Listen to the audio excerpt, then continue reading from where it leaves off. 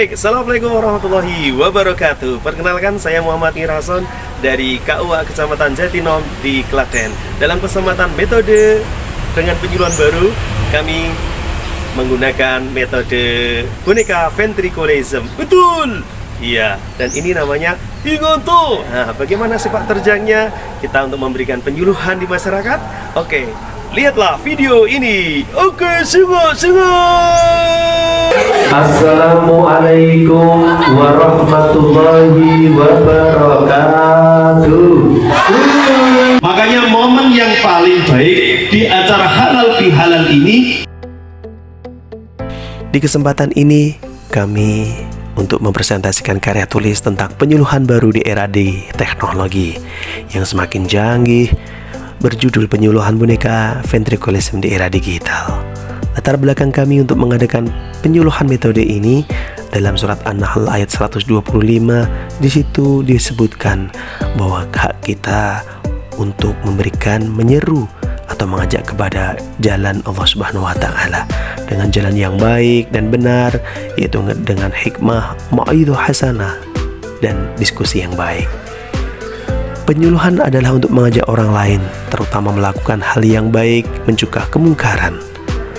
Dalam melakukan kegiatan penyuluhan, perlunya media sarana untuk menerima memahami pesan. Kami berpikir bahwa dengan bimbingan melalui boneka ventriculism mampu membantu menyampaikan pesan-pesan bimbingan kepada anak-anak, remaja, dan orang tua yang lebih muda. Penyuluhan lewat boneka ventriculism dengan menyampaikan pesan-pesan kisah para sahabat Nabi, sejarah Nabi dan Rasul, atau cerita inspirasi yang membangun semangat diri untuk menjadi setiap peristiwa sebagai ibrah pelajaran yang baik. Tentunya bimbingan penyuluhan misalkan saja kepada anak-anak TK ditanamkan nilai-nilai agama, semangat belajar dan mandiri. Bimbingan penyuluhan anak-anak SD ataupun MI ditanamkan nilai-nilai agama berupa kabar gembira serta peringatan. Materi pertanyaan juga disampaikan untuk memotivasi tetap belajar.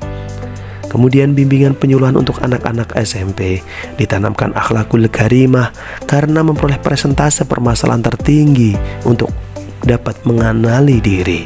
Keterampilan yang dimilikinya menggambarkan dengan berbagai minat dan bakat, perencanaan masa depan, mengatur waktu serta konsentrasi dalam belajar dan terhindar dari rasa cemas yang dihadapinya.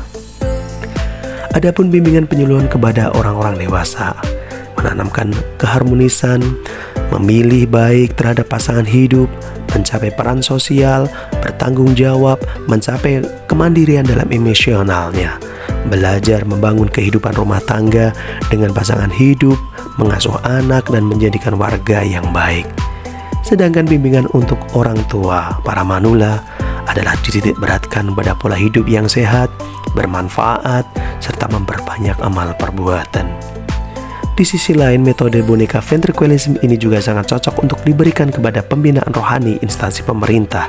Misalkan saja keluarga besar puskesmas, yaitu Ikatan Bidan Indonesia di setiap korbil kecamatan masing-masing, yang diberikan sebuah nasihat pencerahan yang berguna, yaitu dari sisi pandangan agama. Tidak kalah menariknya, metode boneka ventriculism juga sangat cocok di lembaga pemasyarakatan Lapas 2B, yang mana karakter boneka Imanto ini sebagai sosok wejangan orang tua yang disampaikan seperti halnya anaknya untuk tetap mereka semangat menjalani hidup yang sangat terbatas, kemudian menata hidup kembali agar lebih mandiri, agamis, berakhlakul karimah setelah mereka bebas dari lembaga masyarakat. Seiring berkembangannya zaman dengan semakin canggihnya teknologi informasi komunikasi, penyuluhan pun harus berkembang maju, lebih kreatif dan inovatif, menyesuaikan agar tidak tergerus zaman. Dengan berkembangnya era digital, metode boneka dapat bermanfaat bagi perkembangan mereka, menanamkan nilai-nilai keislaman dengan menggunakan pendekatan komunikasi multimedia, yaitu virtual dan visual. Komunikasi visual itu berkomunikasi untuk agar dapat dicerna indera penglihatan, diantaranya berupa tulisan yang dapat dinikmati indera penglihatan, berupa tulisan-tulisan yang bermanfaat, mahfudhah misalkan, itu agar terciptanya generasi Islam yang berilmu, amaliyah, beramal ilmiah, serta bal akhlakul karimah.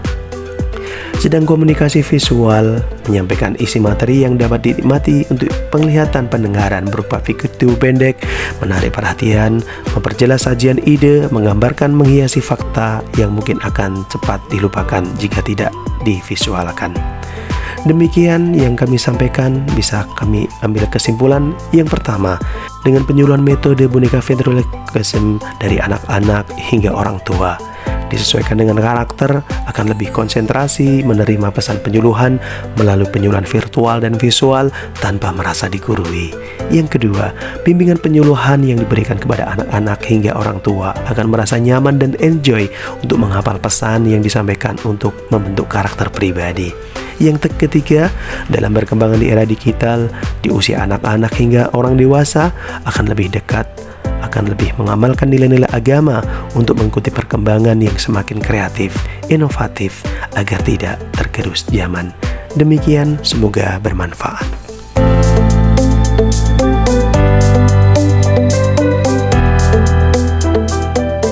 Demikian tadi penyuluhan metode baru dengan boneka ventriloquism bersama Mbak Imanto. Bocu juga udah. Wassalamualaikum warahmatullahi wabarakatuh.